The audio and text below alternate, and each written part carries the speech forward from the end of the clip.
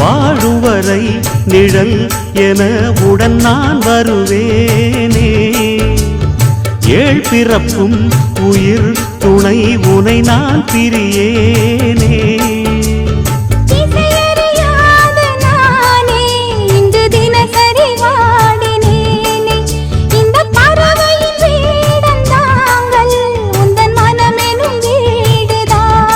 நீண்ட காலம் நேர்ந்த சோகம் நீங்கி போக நானும் தீண்ட யோகம் விளங்கிட பூமிக்கொரு வாரம் என்று எண்ணி இருந்தேன்.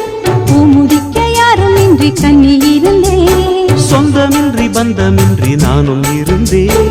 தொட்டு ஒன்று தொட்டு வைத்து பூவை அடைந்தேன். நன்றி சொல்ல